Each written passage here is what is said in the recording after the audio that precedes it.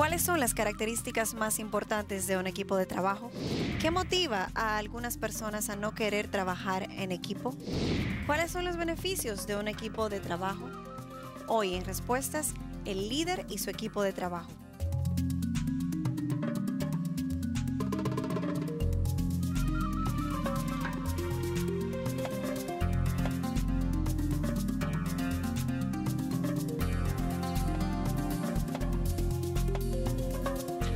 Bienvenidos a una entrega más de Respuestas. En el día de hoy continuamos desarrollando nuestra serie Un líder para esta generación.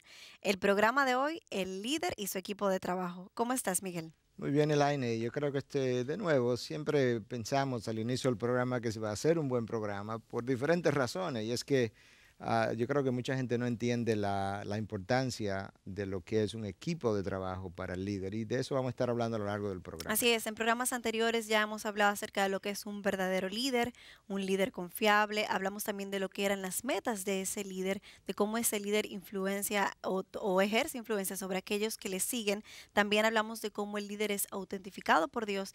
Y hay una realidad que no hemos abordado y es lo que precisamente queremos tratar en el día de hoy. Y es que ese líder necesita de un equipo de trabajo, porque nadie trabaja solo. Sí, definitivamente. Yo creo que Dios conocía eso desde el principio. Y tú lees en el Génesis 2:18 que Dios dijo, no es bueno que el hombre esté solo. Desde un inicio Dios entendió que el hombre fue creado para vivir en comunidad y Dios nos equipa de manera diferente para apoyar el trabajo de manera diferente. Cuando traes ese versículo de que no es bueno que el hombre esté solo, me viene a la mente que generalmente lo relacionamos siempre al matrimonio. Bueno, ciertamente cuando tú lees acerca de eso es en el contexto de Dios trayéndole a Adán, a Eva. Sin embargo, Dios le dice a Adán que le va a hacer o le ha hecho una ayuda idónea, entendiendo que Adán necesitaba ayuda. Y de esa misma manera, cada uno de nosotros en nuestra humanidad finita necesita ayuda.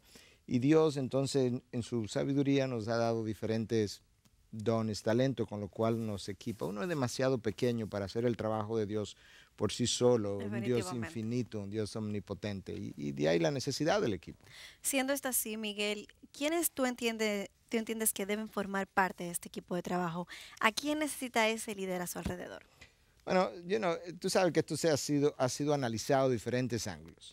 Y uno de esos ángulos de cómo esto ha sido analizado dice lo siguiente: tú debes tener una especie de Timoteo, como Pablo lo tuvo. Timoteo fue un discípulo más joven a quien él estuvo enseñando.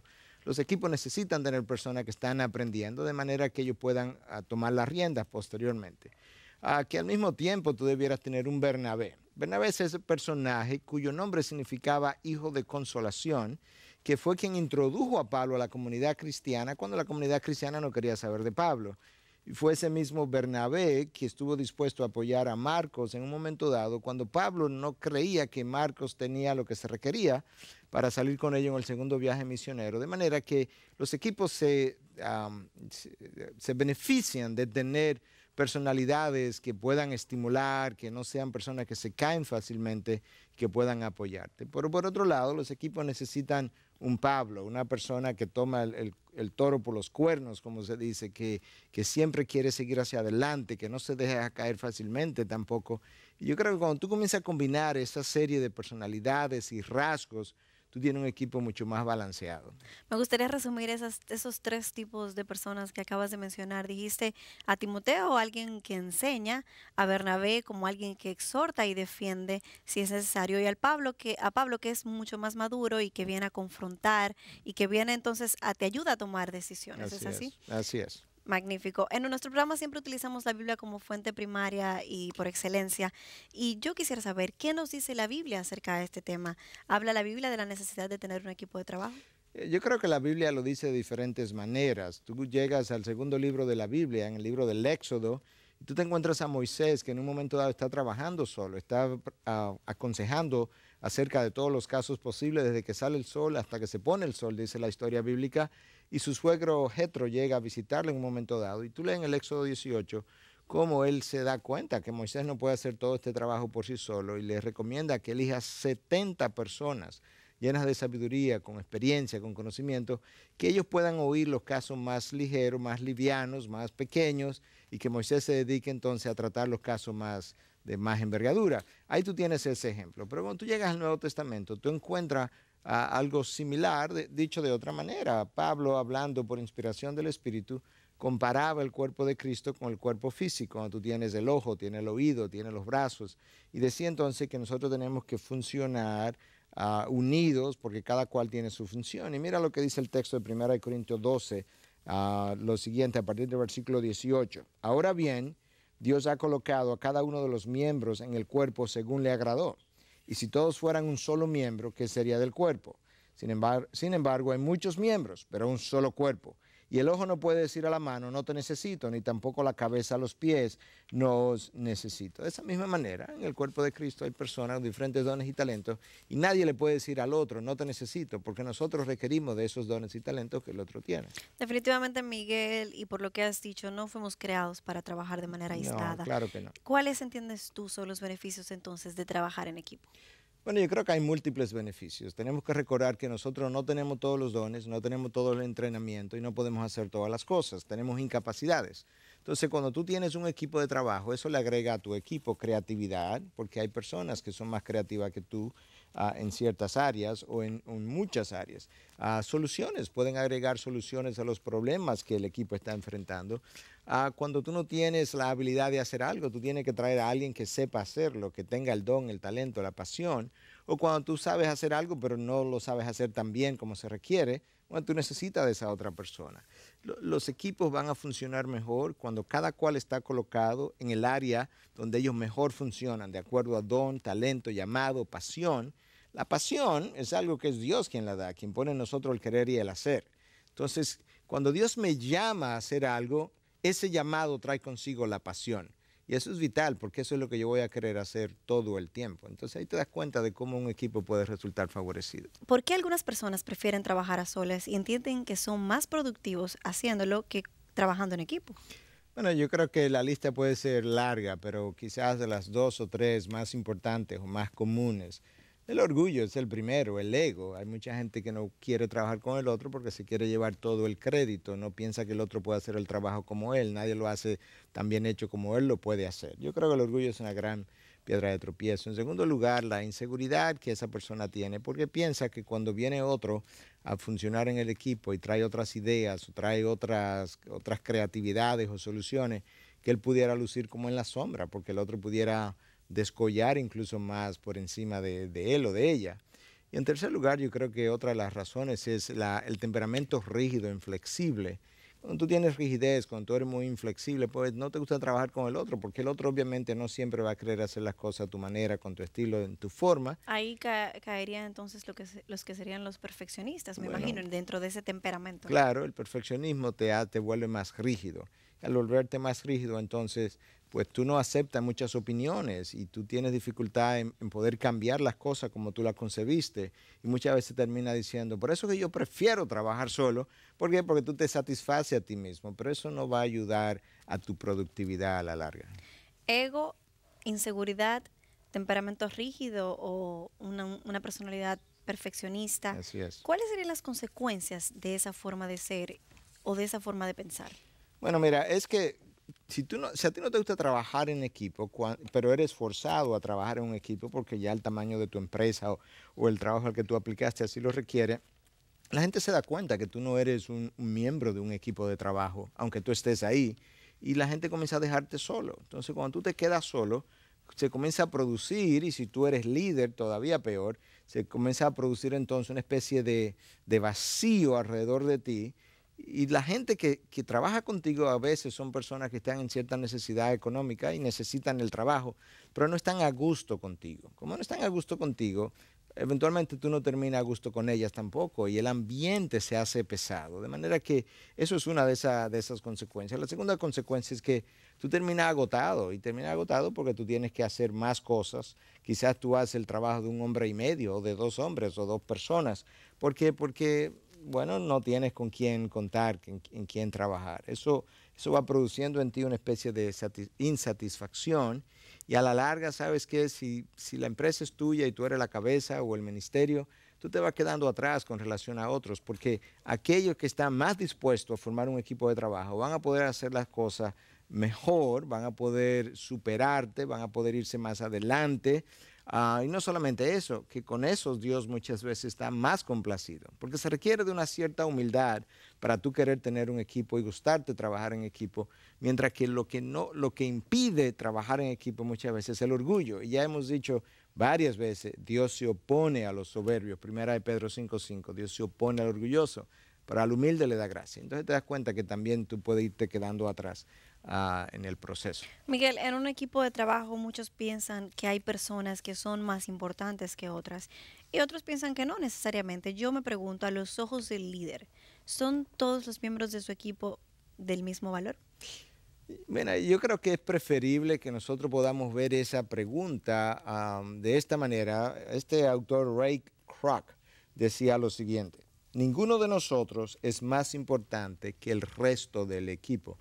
John Maxwell, en su libro Las 17 leyes incuestionables de un equipo de trabajo o de un equipo, nos dice o cita a este autor, y yo creo que tiene mucho de verdad, porque tu trabajo puede ser prioritario, pero tu trabajo, aún sea prioritario, requiere del apoyo de otras personas que trabajan para ti y que te dan el apoyo. Yo creo que cada tarea, cada persona, cada trabajador, cada miembro del equipo es tan importante como la tarea que él está haciendo. Por ejemplo, para mantener una empresa limpia, el que barre el piso para esa función es la persona más importante, porque nadie más lo hace. Entonces yo creo que tenemos que aprender a valorar a los miembros del equipo conforme al trabajo y a la función que ellos hacen. Dijimos que Dios nos ha diseñado para que trabajemos en equipo, pero para que esto funcione, ese equipo debería tener varias características. Si tuvieras que mencionar una de ellas, resaltar una cualidad, ¿cuál sería la cualidad que debe ser un factor común entre los miembros de ese equipo? Mira, yo no tengo que pensarlo dos veces. Actitud. Yo creo que eso ha sido analizado dentro y fuera de la iglesia. La actitud es la cualidad número uno requerida para tú poder tener un buen equipo. Déjame leerte este texto de la palabra de Dios de Filipenses 2 a partir del versículo 5. Haya pues en vosotros esta actitud que hubo en Cristo Jesús, el cual aunque existía en forma de Dios, no consideró el ser igual a Dios como algo que aferrarse, sino que se despojó a sí mismo tomando forma de siervo, haciéndose semejante a los hombres. La actitud es vital. El talento no es suficiente para tú garantizar el triunfo del equipo. De hecho, eso nosotros lo creemos tanto en nuestra iglesia, que en uno de nuestros valores no negociables dice que el carácter es más importante que el talento, y un buen carácter tendrá una buena actitud. Yo creo que algo que este autor, de nuevo, Maxwell, que ha escrito, se ha pasado la vida escribiendo acerca del liderazgo, dice en uno de sus libros, es que las buenas actitudes entre los jugadores no garantizan el éxito de un equipo, pero las malas actitudes garantizan su fracaso. Y si tú piensas en eso, yo creo que podemos recordar también un estudio hecho en Estados Unidos entre las 500 compañías más exitosas, lo que llaman Fortune 500, a las 500 compañías más exitosas, y se les preguntó a sus vicepresidentes ejecutivos que cuál era la causa número uno de la cancelación de empleados, y todos coincidieron o dieron respuestas que tú la podías agrupar bajo una sombrilla que se llamaba actitud. Yo creo que la actitud es la condición número uno para ser un buen equipo, y la actitud número uno que te garantiza que alguien salga del equipo. Hablabas y hacías énfasis en la importancia de lo que era la actitud como una cualidad número uno para un trabajo en equipo y para cualquier persona en general. ¿Cuáles serían los beneficios de una buena actitud versus una mala actitud? Bueno, yo creo que tú puedes ver que no hay nada más desmoralizante para un equipo de béisbol, de pelota, o de básquetbol o de fútbol, cuando sus jugadores están jugando con la moral baja. Y de la misma manera, esos equipos se hacen a veces invencibles, entre comillas, cuando su moral está muy alta. Te das cuenta de cuánto influye una actitud en un equipo. Por otro lado, yo creo que necesitamos recordar que las actitudes son contagiosas. Tú puedes tener experiencia, tú puedes tener práctica, tú puedes ser inteligente, eso no se contagia. Pero las actitudes se contagian, y peor aún, las malas actitudes se contagian más rápidamente que las buenas actitudes. Entonces, la palabra de Dios nos advierte en 1 Corintios 15:33 y nos dice que las malas compañías corrompen las buenas costumbres. Bueno, si piensan compañía, actitud, las malas actitudes de esas compañías van a terminar corrompiendo las buenas actitudes del resto del equipo. Yo creo que todas esas cosas hay que tomarla en consideración, porque hay equipos de trabajo que en ocasiones tienen buenos talentos, tienen buenos individuos, buenos miembros y no pueden lograr el trabajo. Y muchas veces es una cuestión de actitud solamente. Los beneficios de una buena actitud, todo el mundo definitivamente los quiere conocer, pero hay algo que nadie le presta atención y es a los perjuicios que trae una mala actitud. ¿Cuáles serían las manifestaciones de una mala actitud? Porque nadie sale caminando con un letrero por ahí que dice mala actitud. No, claro que no, pero una de las cosas que tú notas inmediatamente cuando hay una mala actitud en una empresa, en una iglesia, en un ministerio, es que la persona a quien tú abordas como parte del equipo no tienen una actitud de servicio. Es algo que tú tienes que demandar, que tú tienes que pedir. Cuando tú pides algo, aun cuando a veces te cuesta dinero eso que tú estás pidiendo y tú vas a pagar por eso, es casi como si tú estuvieras pidiéndole un favor, porque eso se refleja. Y lamentablemente en nuestras culturas, por lo menos la nuestra, no tiene una actitud de servicio como parte de la cultura. Estados Unidos, que no es un país que esté moralmente muy bien hoy en día, sin embargo, debido a sus raíces cristianas anteriores, hay toda una cultura de servicio que la cultura en sí tiene. Y tú lo respiras desde que tú pisas aquel lugar. Sí, aún en personas que no sean creyentes. Aún en personas que no sean creyentes. Y si los miembros de compañías y de empresas y demás son entrenados para servir. Y si esa actitud no está, eso es suficiente para dejarte ir. Porque se supone que tú estás ahí para servirle al otro. Yo creo que eso es algo que debemos reconocer. La manera como esto se manifiesta, esta mala actitud, muchas veces, por un lado la gente no quiere admitir la culpa. Nunca quiere decir, sí, fue mi error, sí es verdad, yo llegué tarde, yo no lo hice a tiempo, sino que vive culpando al otro. Y por otro lado, cuando alguien le llama la atención de la mejor manera posible, de la forma más amorosa posible, ya eso es suficiente para herirse, para enojarse, para quedarse resentido. Entonces esa ira comienza realmente a causar ese malestar, donde nada entonces en adelante se hace a gusto ni se hace a tiempo como parte de eso. ¿No crees que sea natural que muchos en sus trabajos experimenten envidia, celos por la promoción del otro o el aumento del salario del otro cuando probablemente está realizando el mismo trabajo que ese otro? Bueno, es natural, pero no es santo, no es algo que Dios apruebe, es natural simplemente por el espíritu egoísta que está en nosotros, pero la realidad de la es que no todo el mundo puede tocar un violín, el piano o dirigir la orquesta. Nosotros no debiéramos sentirnos envidiosos o celosos porque no tenemos la posición de otro, porque cada cual Dios lo coloca en su lugar. De esa misma manera, yo no debiera estar envidioso o celoso cuando a ti te suben el sueldo, porque habrá alguna razón por la cual lo hicieron. Y Dios trabajará aún en ti, aún con el sueldo que te han asignado. La clave de eso, para evitar eso, es el contentamiento. Eso es como la palabra de Dios nos los define, o define esta condición en Filipenses 4:11 y siguiente. Pues he aprendido a contentarme cualquiera que sea mi situación. Próximo versículo. Sé vivir en pobreza y sé vivir en prosperidad. El contentamiento es algo que si tú no lo tienes en tu vida, cuando tú vas a trabajar a una iglesia, un ministerio, una empresa, esa falta de contentamiento va a salir a relucir. Por eso es importante que tú puedas ser una persona satisfecha internamente. Y luego están las actitudes de crítica, el espíritu de crítica que es fatal dentro de un equipo. Y sumamente destructivo. Sumamente destructivo y sumamente desmoralizante, donde la persona todo lo critica, no importa lo que se haga, cómo se haga. Y a veces eso ocurre porque yo quiero llevarme el crédito, porque a mí no me reconocieron. Entonces tú comienzas a ver todo eso. Por estas cosas que yo he estado mencionando, la falta de servicio, la presencia de un espíritu crítico, la falta de colaboración, son letales para un equipo de trabajo. Y esas cosas no pueden ser permitidas porque van a destruir el equipo, el trabajo, la tarea y nadie va a salir beneficiado. Hace un momento mencionaste los beneficios, ahora mencionas los perjuicios y las manifestaciones de una mala actitud. Yo me pregunto, ¿son en sí mismos estos beneficios que has mencionado suficientes para garantizar el resultado de un equipo de trabajo? Y si no es así, ¿qué entonces garantiza los resultados dentro de un equipo de trabajo? Bueno, cuando pensamos en la palabra garantizar, tiene que pensar en Dios. Él es el único que puede garantizar las cosas, pero y en ese caso, entonces, si estás pensando en Dios, para garantizar algo, tú tendrías que estar haciendo el trabajo de Dios a la manera de Dios, en el tiempo de Dios. Y cuando tú haces eso, pues obviamente los resultados Dios los garantiza.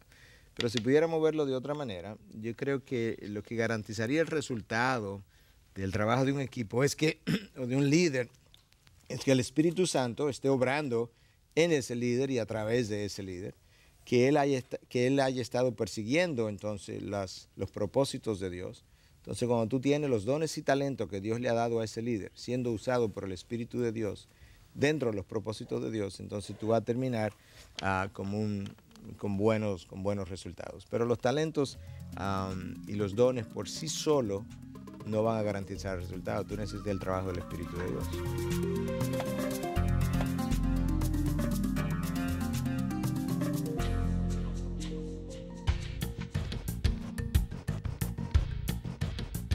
Hola amigos de Así Dicen. Hoy tenemos el privilegio de entrevistar a Kenny Stokes, quien es pastor de difusión de la Iglesia Bautista Bethlehem en Minnesota.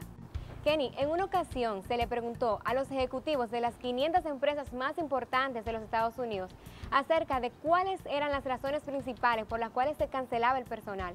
Y las razones que dieron, la mayoría de ellas estaban relacionadas con un problema de actitud.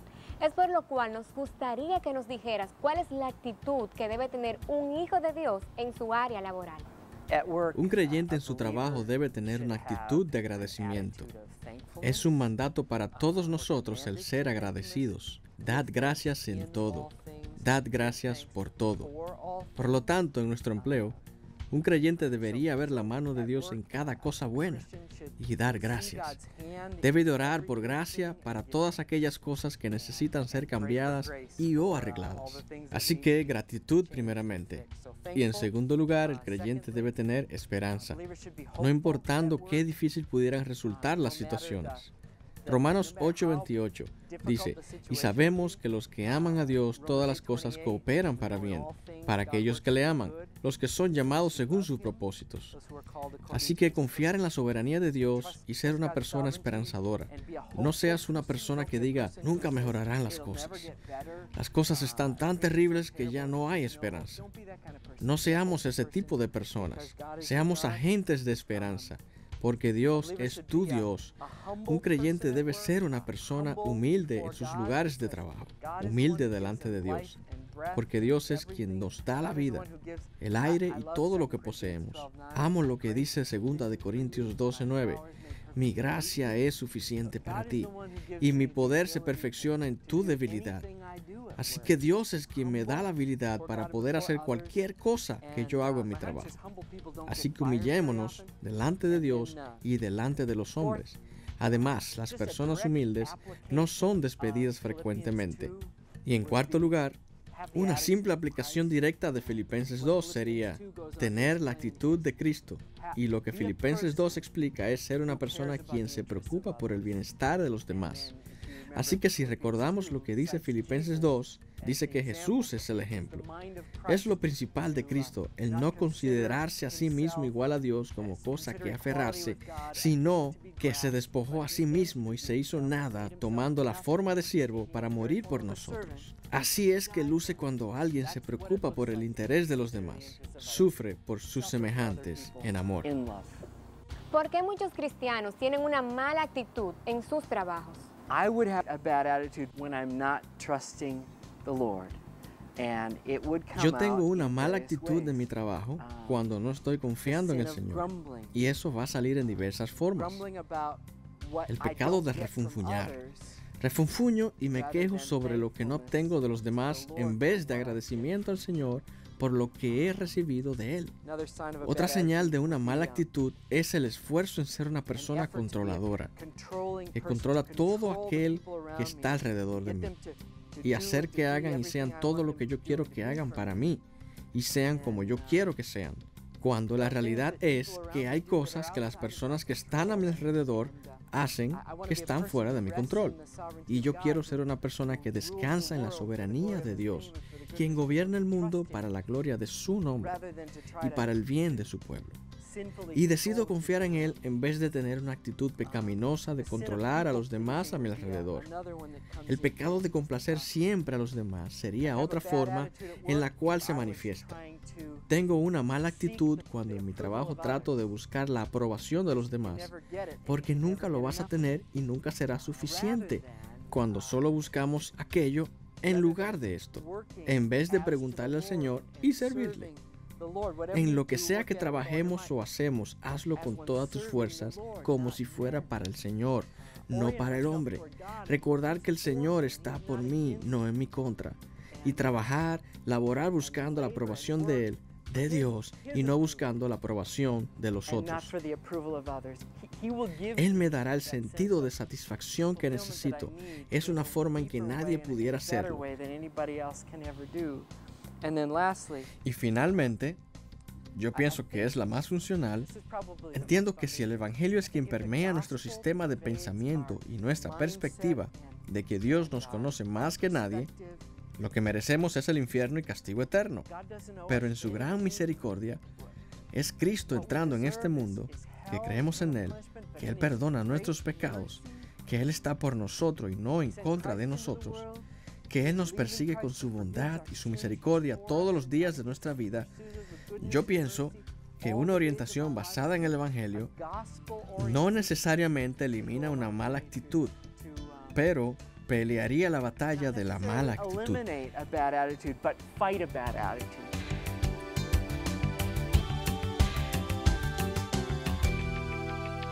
Miguel, en el bloque anterior te comentaba que hay un precio que hay que pagar definitivamente por trabajar en equipo. ¿Cuál es ese precio? Bueno, yo creo que de nuevo podemos ver esto de varias maneras, pero sin lugar a duda hay un precio que pagar cada vez que tú quieres hacer algo.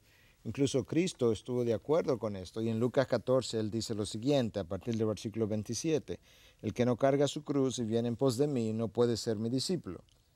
Próximo versículo, porque ¿quién de vosotros deseando edificar una torre no se sienta primero y calcula el costo para ver si tiene lo suficiente para terminarla? En otras palabras, antes de tú comenzar un proyecto, antes de tú unirte a un equipo, antes de tú abrazar una visión, percátate de cuál es el costo que se va a tener que pagar si tú eres miembro de ese equipo. Si tú no estás dispuesta a pagar ese costo, entonces yo no creo que tú debes unirte a ese equipo porque lo va a estorbar. Y cuando el costo no es pagado, entonces tú vas a terminar pagando otro costo. Decía un pasado presidente de Estados Unidos, Dwight Eisenhower, que no hay victoria a precio de ganga.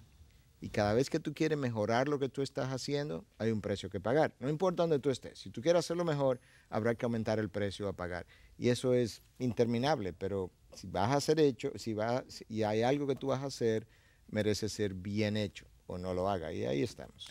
Miguel, vamos a imaginar que hemos formado un equipo de trabajo. Todos han considerado el precio a pagar y han estado de acuerdo. Además de la actitud que ya mencionamos, ¿cuáles serían otras cualidades que caracterizan a un buen equipo de trabajo? Bueno, yo creo que habíamos hablado, ¿verdad?, de la necesidad de tener personas humildes y de ser con un espíritu de servicio. Pero yo creo que entre otras cosas también es importante y la característica de la humildad va a facilitar esto. Los miembros de un equipo de trabajo tienen que ser amigos. Ellos tienen que confiar el uno en el otro.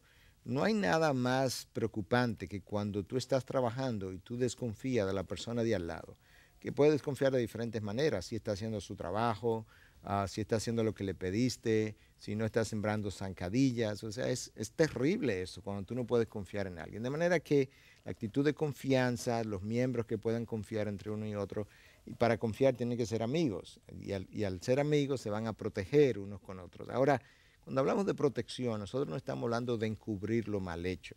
No, protección implica que yo quizá pueda ver algo que tú no estás viendo y yo tenga el interés de ayudarte a verlo de antemano precisamente para proteger tu posición, proteger tu trabajo, proteger los intereses de la empresa, que podamos velar el uno por el otro, incluyendo el pago de ese precio de que hablamos. Entonces, todas esas características son vitales para un buen equipo y su buen funcionamiento. Siempre también hemos hablado de lo importante que es la comunicación para el desarrollo de las relaciones. Claro, yo creo que no importa dónde tú estés, si está dentro del ámbito del matrimonio, si está dentro de la iglesia, si está dentro de la familia, cada vez que tú tienes más de una persona involucrada en algo, tú tienes que comunicarte.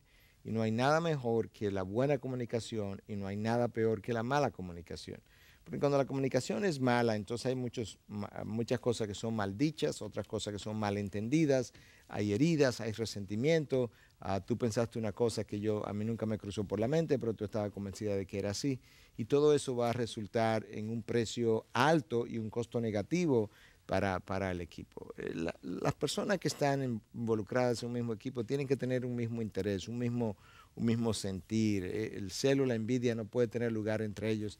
Y una buena historia, yo creo, de lo que implica ceder el derecho cuando está trabajando en equipo y permitir que tú ejerza tu derecho por encima del mío, es esta historia que viene del Evangelio de Juan, donde Cristo se entera que los fariseos están comentando ahora, que los discípulos de Juan, el Bautista, y los discípulos de él están como en competencia según la visión de los fariseos.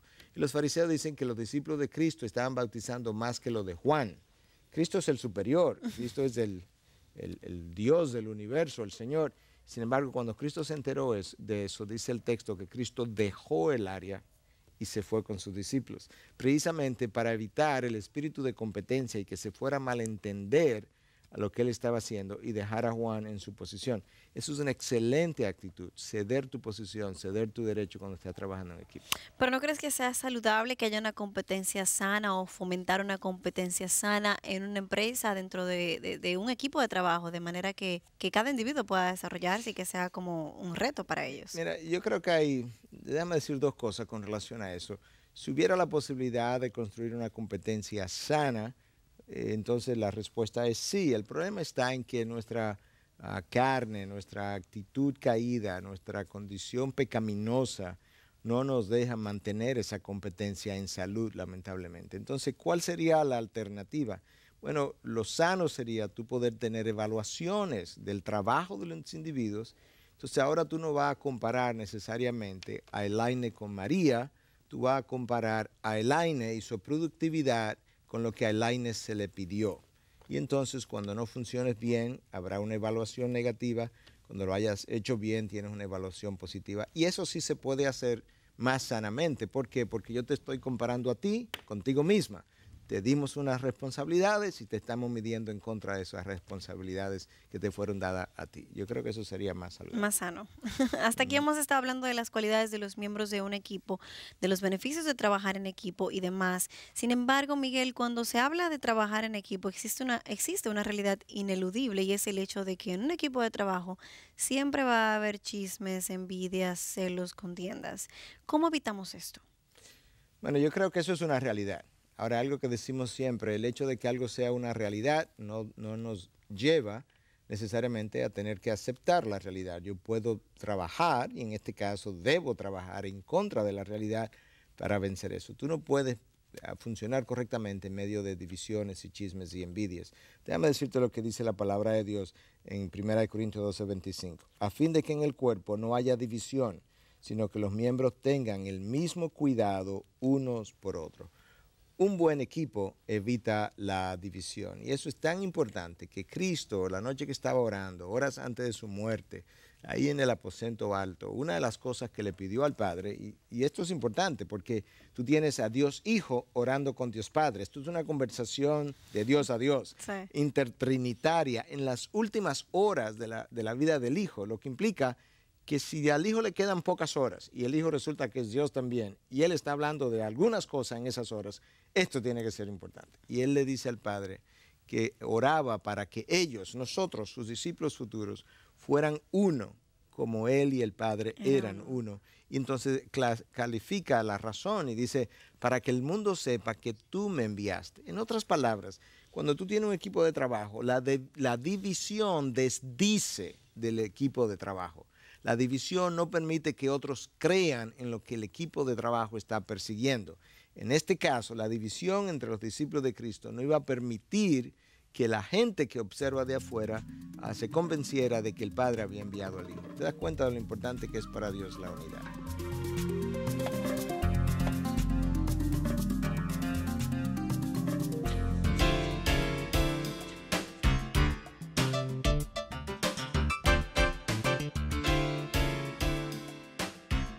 En el día de hoy estamos hablando acerca de lo que es el líder en relación con su equipo de trabajo. Y es por esto que estamos recomendando un libro que se llama Las 17 leyes incuestionables del trabajo en equipo, de John Maxwell.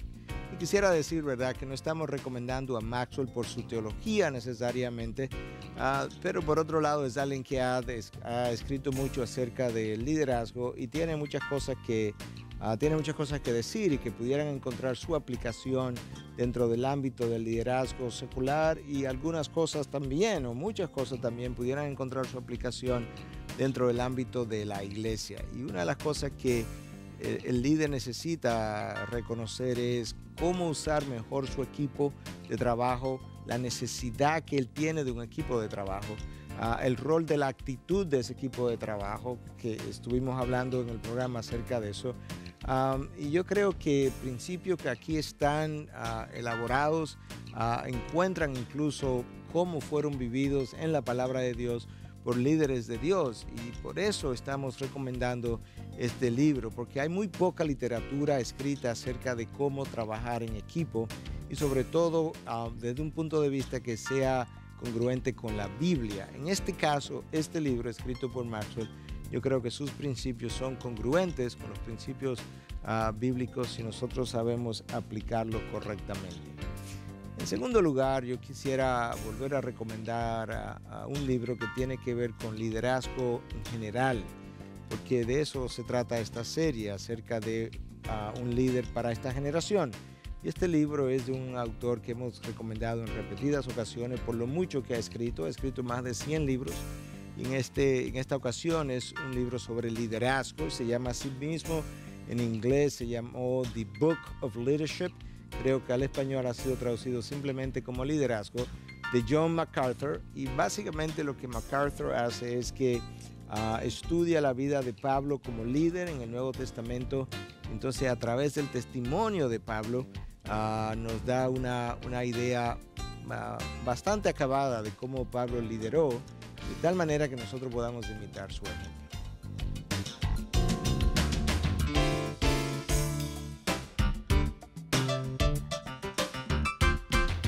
Continuamos con respuestas. Estamos desarrollando nuestra serie Un líder para esta generación. El programa de hoy, el líder y su equipo de trabajo. Miguel, te preguntaba anteriormente, en pro de preservar la unidad del equipo, de evitar la división, ¿qué podemos hacer con personas que están dañando el equipo? Mira, yo creo que el manejo de un equipo es una cuestión de balance. Y déjame citarte la palabra de Dios en diferentes ocasiones para que podamos entender en qué consiste este balance. Por un lado, tú tienes esta cita de 1 Corintios 12:26. Y si un miembro sufre, todos los miembros sufren con él. Y si un miembro es honrado, todos los miembros se regocijan con él. Esa actitud de poder ser uno parte del otro, eso es ideal, eso es lo que Dios quisiera para su iglesia. Ojalá todos los equipos pudieran hacer eso, idealmente. El siervo entonces va a tolerar, va a soportar al otro. Eso es parte de nuestro llamado como cristianos, si le estamos hablando a cristianos. Tú tienes otra cita más de Romanos 12:10, dice, que termina diciendo, daos preferencia unos a otros. Entonces, cuando tú haces eso, Dios te da gracia y te ayuda a avanzar dentro del equipo y a todo el equipo como una sola unidad. Pero ¿qué ocurre? Como tú dices, ¿verdad? Que de vez en cuando tiene una persona que es divisoria, le está haciendo daño al equipo. La palabra no te está diciendo, bueno, sopórtalo hasta que Cristo venga, ¿no? Porque tú tienes una recomendación de parte de Pablo a Timoteo con relación a la persona divisiva, divisoria. Le dice que a la persona que cause división lo amoneste una vez, luego una segunda vez, y luego le dice, y luego no tenga nada que ver con él o con ella. En otras palabras, lo tiene que expulsar. ¿Por qué? Porque no puede permitir que el buque, el barco, la barca se hunda porque un solo miembro no quiere cooperar para que el equipo pueda avanzar. Entonces es ese balance de soportar, de estar dispuesto a perdonar, pero al mismo tiempo, cuando haya que coger el toro por los cuernos, como dijimos, y tener que expulsar a alguien, en ocasiones tenemos que hacerlo. ¿Y qué pasa si no es necesariamente una persona que está dividiendo, pero que no está contribuyendo, que no tiene talento para el trabajo? Bueno, igualmente, yo creo que tenemos que sentarnos, tratar de enseñarle. Si vamos a soportarlo, implicaría tratar de enseñarle, a ver si lo podemos retener y nosotros ir la milla extra en el proceso del entrenamiento. Pero si eso no está ocurriendo, entonces tenemos que sentarnos en amor y decirle, ¿sabes qué? Quizás tú puedes ser muy bueno en otras áreas, en otra compañía, en otras tareas.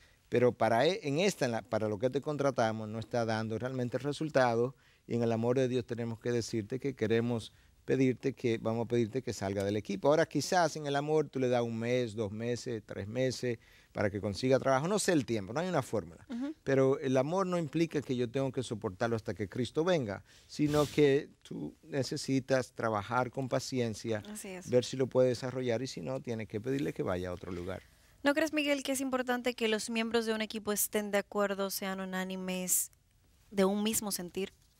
Claro, yo creo que eso es lo que evita las divisiones. Entonces, ¿qué es lo que tú haces para garantizar hasta cierto punto eso? Tú tienes que cerciorarte de que a quien tú le pides que se una al equipo haya conocido lo que es la visión, haya conocido lo que es la filosofía de trabajo, haya conocido lo que es las metas o meta que se persigue.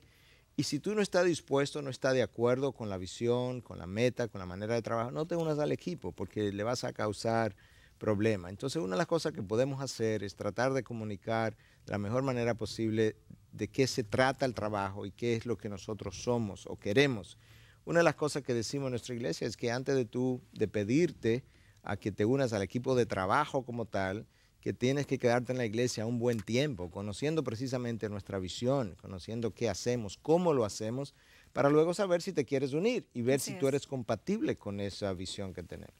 Miguel, ¿qué entiendes tú? ¿Cuándo debemos perdonar y cuándo amonestar? Porque si no corriges, entonces las cosas no van a terminar bien. Claro, yo creo que esas dos cosas, Elaine, no son contradictorias. Tú tienes que hacer ambas cosas. Tú tienes que amonestar cada vez que las cosas no están saliendo bien, y al mismo tiempo tener un espíritu perdonador. Ahora, el espíritu perdonador no implica siempre que no vas a aplicar consecuencias. El perdonarte implica que yo no me quedo resentido contigo, yo no me quedo prejuiciado contigo, yo no tengo una actitud contra ti. Ese es el perdón. Las consecuencias van a variar de cuál es la gravedad de lo que ha ocurrido, pero tú necesitas amar, tú necesitas amonestar, tú necesitas como líder consolar en ocasiones. Te toca hacer todo eso, esa es la realidad. Miguel, cuando piensas en el líder ideal, esa persona sin lugar a dudas sería Jesucristo. Sin embargo, cuando miramos su equipo de trabajo, este estaba compuesto por personas comunes y corrientes. ¿Qué tomó el Señor Jesús en cuenta para elegir su equipo de trabajo? Yo creo que eso es, ese es el equipo de trabajo que realmente hay que sacarle, en buen dominicano, un plato aparte, porque es un equipo de trabajo que cuando tú lo analizas desde el principio no tenía nada que ofrecer. Bueno, eso es Dios. ¿Por qué? Porque Dios no te llama cuando tú estás equipado. Dios te llama y luego Él te equipa para la función que Él te ha llamado. En el caso de los discípulos, ¿qué Dios estaba buscando? Bueno, Él estaba buscando varias cosas, porque eso es importante conocerlo. Yo creo que mientras menos preparado el equipo estuviera, mejor para Dios demostrar que Él realmente no necesita al hombre, ni necesita sus dones y talentos, que Él lo puede hacer solo, porque realmente ellos no tenían ni eran nada. Entonces Dios puede probar eso, puede probar realmente que puede lucir mejor en cuanto a quién es Él en su poder, en su gracia, por la forma en que tiene que tolerarle a estos individuos en un principio que no tenían ni siquiera un carácter santificado. Entonces, ¿qué es lo que Dios hace? Dios los escoge, no teniendo ellos ningún mérito ni nada que ofrecer, y le muestra al mundo que Él es capaz de cambiar el mundo con los hombres más ordinarios y más comunes. Y finalmente nos prueba a nosotros que lo que Dios requiere de nosotros no es tanto el talento, es una disposición a servirle incondicionalmente, sin reservas ni condiciones. Cuando tú tienes esa actitud y ese corazón, es mucho lo que Dios puede hacer contigo. Y termino este comentario de esta manera. Yo creo que el mundo muchas veces no ha visto lo que Dios es capaz de hacer con un hombre que tenga una voluntad completamente rendida a la voluntad de Dios. Eso es lo que estos 11 hombres, porque Judas quedó fuera, lograron mostrar al mundo. Miguel, en la medida que llegamos hacia el final de esta entrega, me gustaría una última pregunta, y es, ¿qué le dices tú a ese líder que dirige un equipo de trabajo y qué le dices tú a esos miembros de un equipo de trabajo? Bueno, yo creo que hay varias cosas que nosotros en lo que pudiéramos pensar. En primer lugar, el líder de un equipo de trabajo tiene una enorme responsabilidad, porque él no está ahí solamente para dar órdenes, porque él es un líder, no es simplemente un jefe, él es un líder. Él está ahí para él modelar un estilo de vida y de trabajo. Por tanto, él necesita condiciones en su persona que otros puedan ver y que otros puedan querer imitar.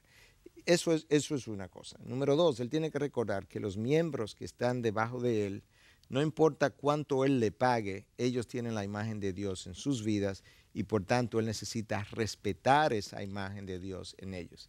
Él necesita recordar que como ellos no son simples trabajadores, él está ahí para desarrollarlos.